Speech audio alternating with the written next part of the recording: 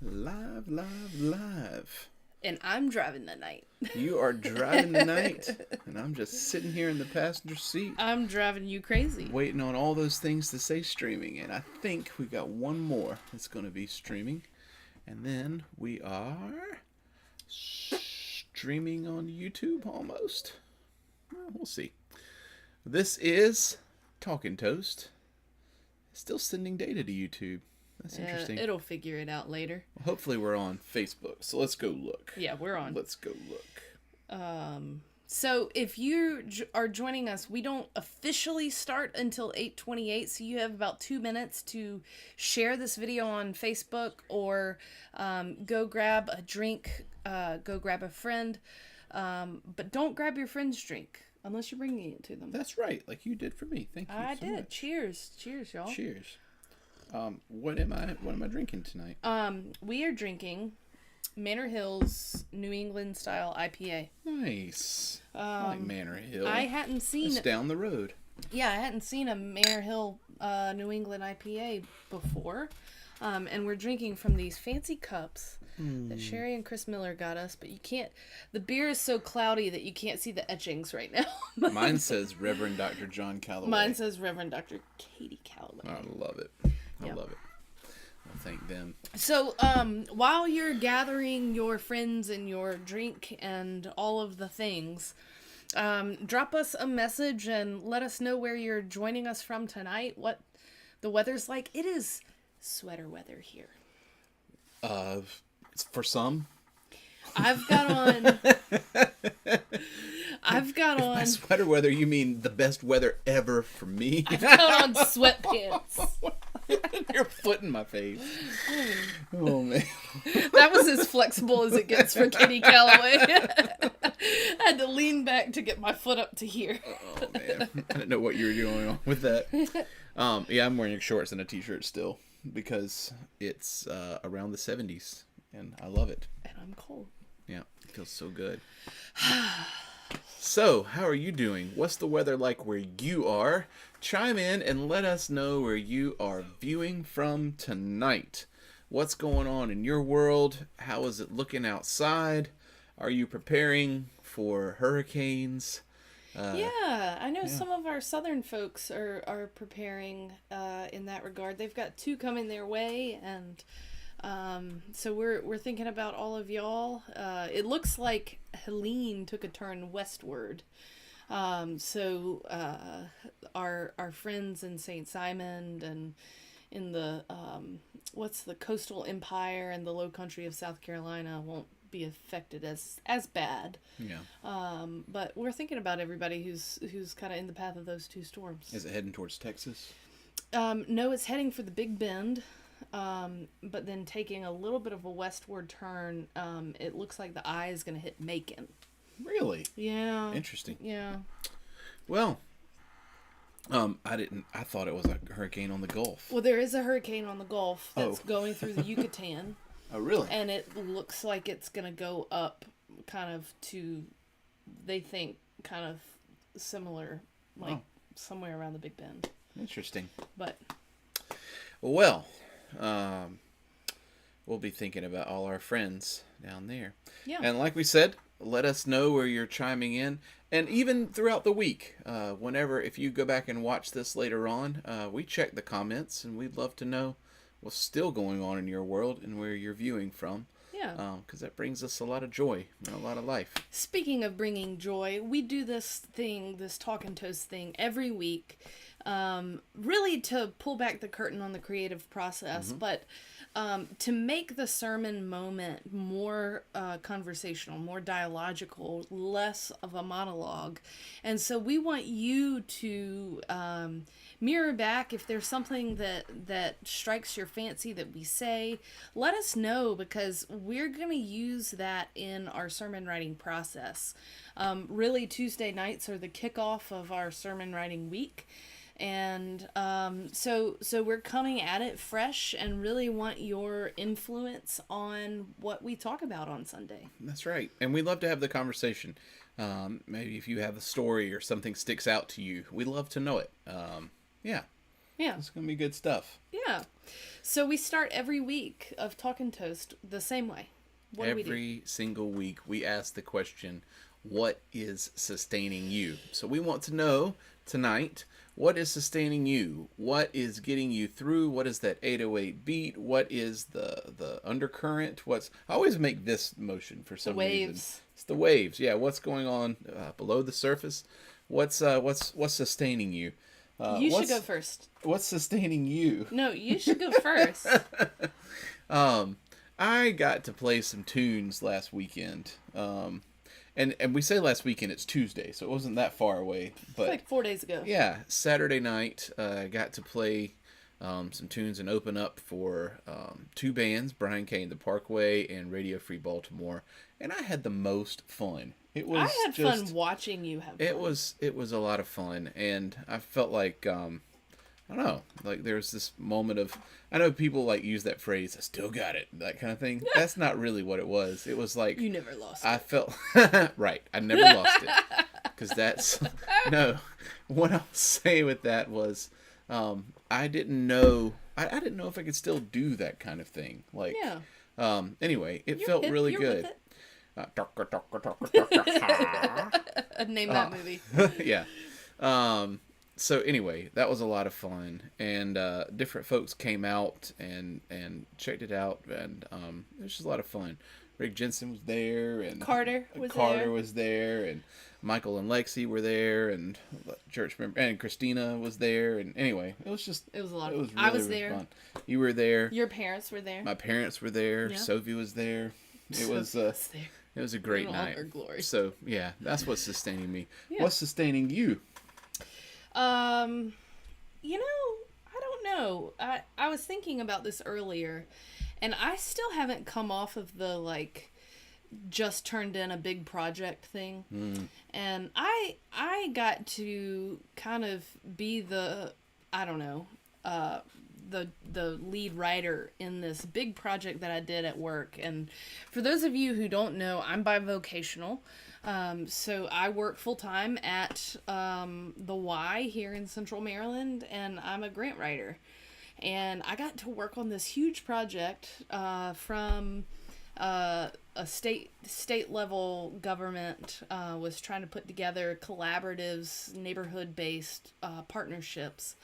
And I got to do some really cool kind of like community organizing mixed with justice work, mixed with grant writing, and it was just really fulfilling. Awesome. Drove me crazy at some points last week, but I turned it in on Friday at 4:44 and just kind of went into the weekend on this high and like deep satisfaction. And I think it's always good when I get reminders of like that I get to do, and if you all are kind of following a vocation of yours, like doing the thing that lights all the lights for you, it reminded me of why I got into that field in the first place. And anyway, it was a lot of fun. That's awesome. A lot of work, awesome. but a lot of fun. Sounds like we both had some fulfilling things that are sustaining us. Yeah, That's and really good. Next weekend I'm prepping for a cyclocross race next Saturday, or this coming Saturday, and so Yeah. it's just fun stuff is happening kind of. That's right. Last on week the you weekends. came out and supported me on a Saturday, and this Saturday we're coming out to support you early. Yeah, your and it's gonna be cyclocross. rainy and nasty. It's gonna be great. Yeah. We're gonna have a fun time. I ordered like extra knobby tires because I looked at the weather and I was like, ugh. You'll be all right. Yeah. All right. So chime in. Let us know what's sustaining you, and we'll get started. And like Katie said, this Talking Toast is meant to pull back the curtain on the creative process that is sermon writing, homily writing, but it's also conversational, and it's also not supposed to be so churchy. Like, we're trying our best to bring things to the table that that connect with everyday life. And that's basically what this series is all about. We are doing a sermon series, and part 3 of this sermon series, Three of three. That's right. Is focused on Bluey, and it's been a lot of fun. we've watched 2 episodes together. We've preached together, and then this is our third and final one. Yeah. Focused on Bluey. And I want to thank Jim Keat again for the idea. That idea came out of It came out of Talking Toast. comment on Talking Toast. Yeah. So if you have ideas about sermon series, now's your chance. That's exactly right. This ought to be good. So yeah, so that was really fulfilling, really good. The first 2 were a lot of fun. Why can't we get you all on TV on Out Facebook Our app? Facebook app. I don't know. I don't know. It sounds like a TV problem. Yeah. Yeah. Well, so this Bluey has been something where we've seen elements of scripture. We've seen elements of spiritual things. We've seen elements. It's not a religious show by any means, but it's not a religious show by any means. But it does have all these different elements that connect with everyday spirituality. Yeah. And which is really, really helpful to me. Yeah, and I want to say something about that because I want to be very clear about what we're saying with this. Okay. There was anybody who's followed my life journey, you know that I spent a lot of time kind of in the academic study of comparative theology. And so I did a lot of work around interreligious dialogue and that sort of thing.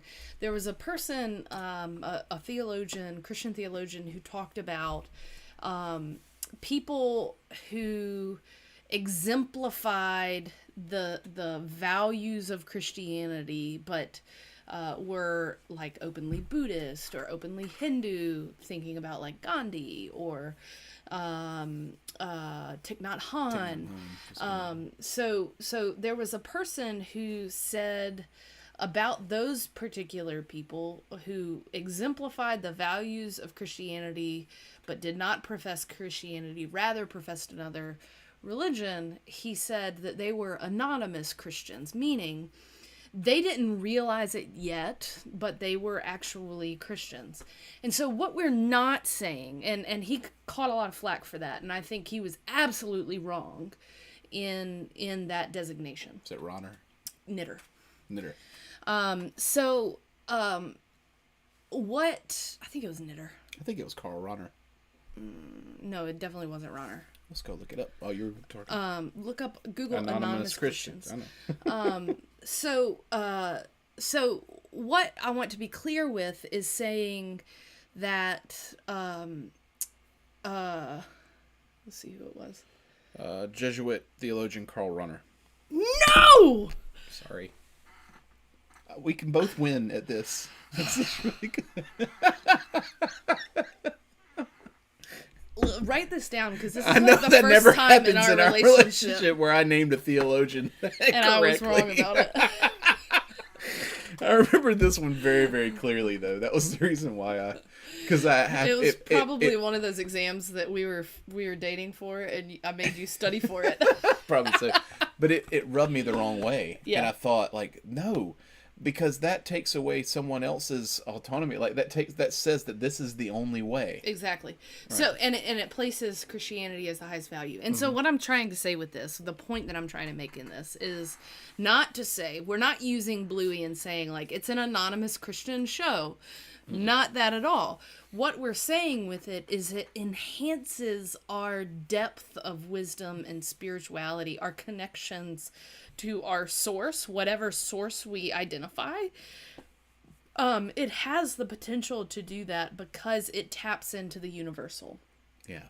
It takes very particular situations, oftentimes like really ridiculous, hilarious situations in parenting. It takes those and takes the particularities and makes them universal, which is something that wisdom does across the religions. So again, we're using Bluey. We're not saying Bluey's Christian. We're not even saying Bluey's anonymously Christian.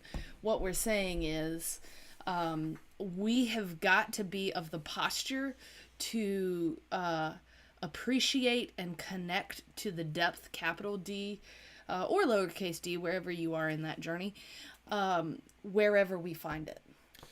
And it really goes along with, if you're looking for a book that goes along this on the same path, Everything is Spiritual by Rob Bell is that kind of idea, is that we can find these glimmers of connection. We can find that there's something deeper and something more in a lot of different places. And so Bluey was that for us. And we connected it with the lectionary, which in our, hey, Brooke Slaughter, that Brooke Slaughter from my high school. Oh, we nice. went to school together. We connected it with James's epistle. And Katie is going to be talking about James. Do you want me to go first or second in this? Well, conversation? I'm gonna be preaching first. So if it's okay, So go ahead. Yeah, that's why I'm asking. So You preached about consent last week, so I'm just did making preach sure. about consent. It was a lot of fun. Yeah, I was really proud of what came of that reflection about generosity being made manifest in offering consent to folks. Yeah, you did a great job with it. Anyway, so go back and watch that if you're interested in it. What generosity and consent have to do with each other. But this week, the book of James, so we're in this like stretch of the lectionary where the second reading is going through the book of James. So we've looked at the book of James for the last several weeks. And this is the week that the book of James comes to an end. And so we get this weird jump to James chapter 5, verse 13. Now, the lectionary, and we've talked about this before, the lectionary was something that was chosen in the Revised Common Lectionary in the 1980s, as a way to kind of carve the biblical narrative through the Old and New Testaments. And so they can't leave in everything. They had to make choices about what to leave out. And it's supposed to be a 3-year pattern. It's a 3-year cycle. Which in those 3 years you have year A, year B, year C. They're really creative. Year 1, year 2, year 3. It's weird. Anyway. So in that, James, last week we were, it would have been logical for us to go to James chapter 5, verse 1, which verse 1 through 12, the part they skipped, talks a lot about not wielding power in unfair, unjust ways. Now, the people who were deciding upon the lectionary left that out of this selection. So this whole month that has gone on thinking about wisdom and thinking about the way that we act and present ourselves in the world,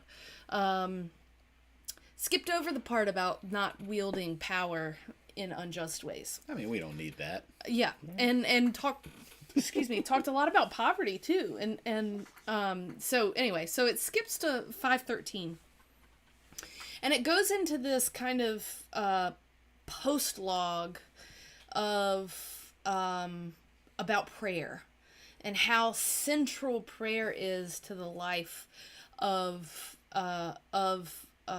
faith, to the life of pursuing wisdom. And so it basically says, like, in everything you do, pray. In good times, pray. In bad times, pray. And it goes through this list and has some more problematic. I was actually reading about it not too long ago, and the commentator said basically, so James builds this, or the writer of James builds this theological boat to tread through the theological waters, and toward the end of this selection for this coming week, the boat starts taking on water. And so what I hope you hear in that is that it's really kind of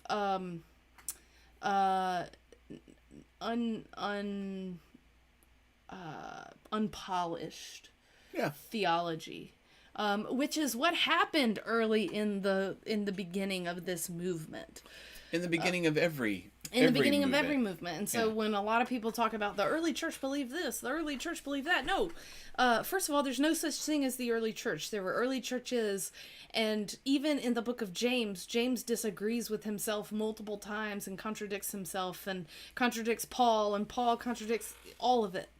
Don't we all? Don't we all? Yeah. Don't we all? Whenever we say, anytime, I think it's funny whenever we get into like theological conversations or belief conversations, those kinds of things. Yeah. We all speak out of both sides of our mouths with these things. Yeah. So, but I really wanted to focus on prayer, and because prayer is confounding to me. Prayer has always been confounding to me. I'll be honest and say that I have more questions about it than I have answers,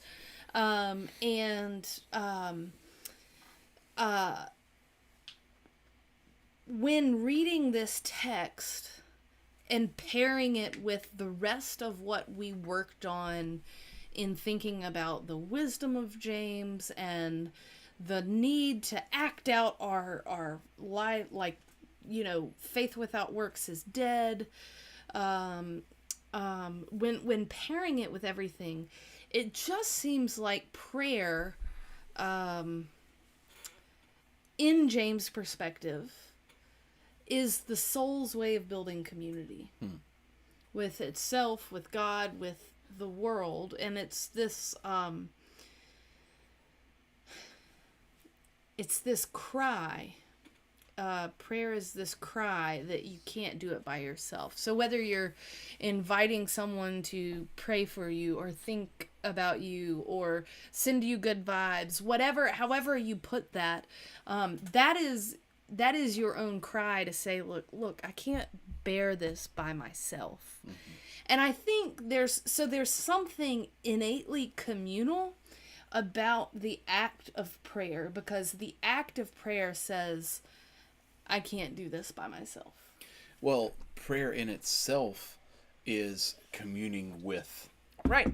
Communing with. Yeah. Right? Yeah. So it is that action. I love how this text talks about when someone in the community is hurting, like that. Yes, you go pray. to them and you pray for them. Yes, and I would say, was it one of the popes who said, "I'm not going to go there because I'm 0 for 1 tonight." No, maybe it was should have been the Pope, but Mother Teresa. You pray and then you move your feet. Yeah. That prayer should elicit action. Yeah. Because the whole book of James is about action. Yeah. It's about taking action. And so you have to think that this isn't just a cognitive exercise. That sounds like Archbishop Desmond Tutu as well. But, yeah. I'll find out who it is. I'm really excited about that text. And I think there's something else in that text that stuck out to me that I think really connects with the Bluey episode that we're going to talk about. It says whenever folks are having a rough time, yes, you pray for them. That's the communal act. But it also talks about whenever folks are going through a celebration, you've got to celebrate together as well. Because it takes all of us, both celebrating and in the valleys. It takes all of us together. And so I'm talking about the Bluey episode. The Bluey episode is called Seesaw. Oh, it's so good. And our child helped us pick it out because we were trying to figure out which one would fit with this. But yeah, it's called Seesaw. You can watch it for free on YouTube. It is wonderful. And what you witness is, it's a Bandit, the dad, basically forces the kids to work together and to recognize everyone has a spot in this. Yeah. And it's really, really, it's a great episode. And Bluey has that, like, that recognition where she's like, oh, I've got everybody, and then she looks and there's another dog that she goes to get. There's one more. Yeah. And it's this like pulling in and recognizing that you can't do it alone. Yeah. The very same thing that prayer does by saying like, I can't do this alone. Exactly. Yeah. Exactly. And then they celebrate by tickling the dad. So which is a great way to celebrate. It's good stuff. Yeah. It's good stuff. So, I'm excited about this. I feel like ending this way on the communal makes a lot of sense with this. And honestly, this is the first time that we've really focused on James. It is.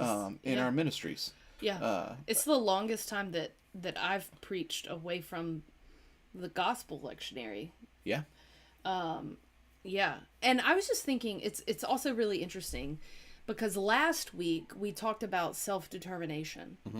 That the most generous thing you can do, think about consent here, the most generous thing you can do is to give up power so that another person can determine their own path in partnership with God and their community and whoever is surrounding them. But the most generous thing you can do is to give that person the ability to determine for themselves where they're going. And this is kind of the flip side of it. Also the most generous thing you can do is to take on their burdens. Yeah. Is to collectively share the burdens, which is the work of prayer. And it's the work of what Bluey did in trying to balance out that seesaw. Yeah. And, community is important work. It is. Yeah, it's absolutely essential. Yeah. Yeah. Well, we've done some talking, and I think it's time to toast. And we've got our little minion over here. Our special guest. That's right. That's right. And another special guest who's coming. Well, Okay. okay. All right. Here's another special guest. Sounds good. All right. Here, I'm going to put this right here. Watch. And you come this watch way. that so you don't knock it over. Yep. All right. We're going to toast. Why did you put the unicorn? All right, we're gonna toast. So we talked about I know exactly. we talked about Bluey and the seesaw. So can you think of something to say as a toast, as a way to like bless people on their journeys about seesaw? Well, there's one part where they need Pom Pom, a little small dog, and she's the only kid left on the playground. So let's say cheers to Pom Pom. Cheers to Pom Pom Pom, and the only one left That's right. That every small being matters. Good job, Sophie. And Pomeranians are small, but hardy breed. Yeah. Pomeranians are a small but hardy breed. That's There you something go. Pom Pom says over and over. There you go. Yeah. All right. All right. Will you toast us? And as you go, remember that we were never meant to live this life by ourselves, but we are here together to share our burdens with one another. That's right. And in sharing our burdens, we also share our celebrations. So friends, don't forget to sing when you win, and don't forget to sing with others when you win. Cheers. Cheers, everybody. Hey, you did well with your toast. Good job. Thanks. Well, tell everybody night-night. Night. I hope you enjoy. I hope you enjoy watching Bluey. Yeah, that'll be good. And your Nana said love you, Sophie. Wait, what? Thanks, Nana.